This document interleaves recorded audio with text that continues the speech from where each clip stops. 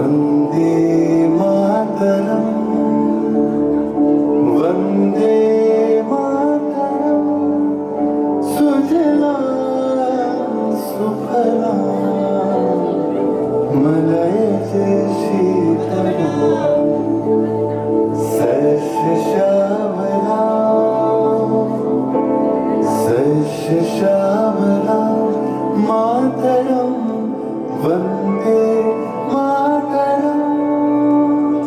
1908 সালের 11ই August Kings কোর্টে বন্দে মাতরম বলার দোষে যে বালককে বেত মারার হুকুম দিলেন ব্রিটিশ সরকার, তারই পক্ষে দাঁড়িয়ে ক্ষুদিরাম বসু ও প্রফুল্ল চাকি সাহেবের ফিটান গাড়ি লক্ষ্য করে বোমা চালালেন মুজফ্ফরপুরে। সাহেব নিহত হলেন না, তবু নাবালক ক্ষুদিরামকে ফাঁসির হুকুম দেওয়া হলো। জননী গুলো তুলে পক্ষে শান্তনবাস দেহ তুলে চোখে কাঁদিছে তব চরণ পাবে ৩০০ কোটি নরনারী।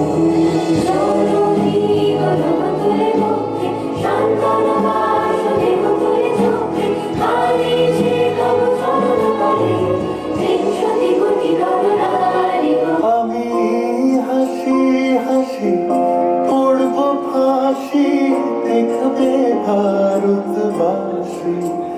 ও মা হাসি হাসি পড়ব ফাঁসি দেখবে ভারতবাসী। একবার বিদায় দে মা ঘুরে আসি। 9 সেপ্টেম্বর 1915 ইংরেজদের সঙ্গে সম্মুখ সমরের স্বাধীনতা ছিনিয়ে নিতে অস্ত্র আনার পরিকল্পনা করেন যতীন্দ্রনাথ মুখোপাধ্যায়। বালেশ্বরের সঙ্গীদের নিয়ে জাহাজ থেকে সেই অস্ত্র নামাতে গেলে ইংরেজ বাহিনী তাদের ঘিরে ফেলে। বুড়িবালনের তীরে লড়াই বাঁধে বিরাট ইংরেজ বাহিনীর বনাম বাঘা যতীন ও তার 4 সতীর্থদের। এককালে শুধু ভোজালি হাতে যিনি বাঘ মেরেছিলেন, সেই বীর সেদিন লুটিয়ে পড়লেন। যারা স্বর্গগত তারা এখনো জানে স্বর্গের যে প্রিয় জন্মভূমি এসো স্বদেশ তোদের মহাদেব খালু সেই মৃত্যু যারা জীর্ণ জাতির বুকে জাগালো আশা মন মলিন মুখে জোগালো ভাষা। আজি রক্ত কমলে গাথা আজি রক্ত কমলে গাথা মানলো খাই বিজয় লক্ষ্মী দেবতাদের করে মুক্তির মন্দির শোকানো করে কত প্রাণ হলো বলিদান। লেখা আছে অশ্রু জলে লেখা আছে অশ্রু জলে। 18 এপ্রিল 1918 মাস্টারদা সূর্য সেন ও তার 65 জন শিষ্য মিলে পরিকল্পনা করে চট্টগ্রামে ব্রিটিশ পুলিশের অস্ত্রাগার লুট করেন এবং তারপরে লুকিয়ে আশ্রয় নেন জালালাবাদ পাহাড়ে। এর 4 দিন পর ব্রিটিশ বাহিনী খুঁজে বার করে মাস্টারদা ও তার সঙ্গীদের। সেদিনের অস্তমিত সূর্য ছিল সূর্য সেনের রক্তে আহ্বান শোনো আহ্বান আসি মাথায় বলতে দুস্তার দুস্তার ফেলে কন্যার মতো বেরিয়ে। আহ্বান শোনো আহ্বান আসি মাথায় বলতে দুস্তার দুস্তার ফেলে কন্যার মতো বেরিয়ে। যুগ সঞ্চিত সঙ্গী দিয়েছে সারা মগের সঙ্গী সূর্যের নদী ধারা যাত্রা শুরু উৎসাহ শুধু দুর্বার লেগে ধরি মুক্ত শব্দটি যাত্রা শুরু উৎসাহ শুধু দুর্বার লেগে ধরি মুক্ত শব্দটি। এই শুধু সুপ্ত যে নবকারী জেগেছে রণসাজে সেজেছে অধিকার অর্জনে। এই শুধু সুপ্ত যে নবকারী জেগেছে রণসাজে সেজেছে অধিকার।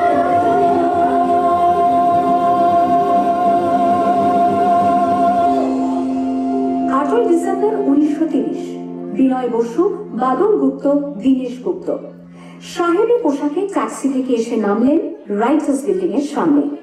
সোজা উঠে গেলেন দোতলায়। সামনে সিমসনের ঘর। গায়রক্ষীকে ছেড়ে ঢুকে গেলেন ভেতরে। বন্দুকের আওয়াজে গর্জে উঠল রাইটার্স। লুটিয়ে পড়লেন সিমসন। এরপর রাইটার্স বিল্ডিং এর অলিন্দ বারবার গর্জে উঠল বিপ্লবীদের গুলির শব্দে। তারপর টেগার সাহেব তার বাহিনী নিয়ে ঘিরে ফেললেন বিনয়, বাদল দীনেশকে।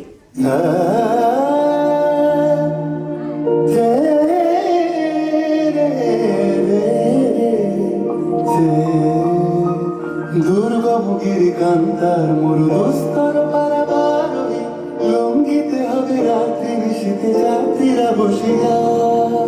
24শে সেপ্টেম্বর 1932 মাস্টারদা সূর্য সেনের মন্ত্রে দীক্ষিত প্রীতিলতা ওয়াদেদার 15 জন সশস্ত্র বিপ্লবীকে নিয়ে পাহাড়তলী ইউরোপিয়ান ক্লাব আক্রমণ করে আগুন ধরিয়ে দিলেন।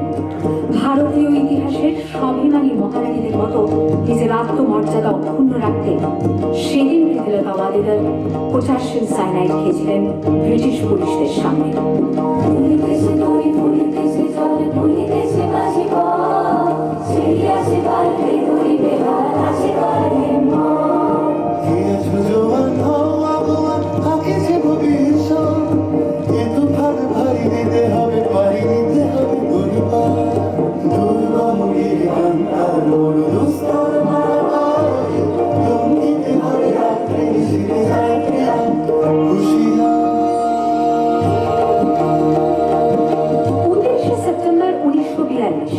তমলুকের মাটিতে কয়েক হাজার ভারতীয়কে নিয়ে যিনি পুলিশ স্টেশন ঘেরাও করার লক্ষ্যে কেটেছিলেন, সেই সত্তরোর্ধ্ব মাতঙ্গিনী হাজরা পুলিশের নির্মম গুলিচালনা ও লাঠিচার্জ সত্ত্বেও তার হাতের পতাকাটি মাটিতে পুঁতে দেন।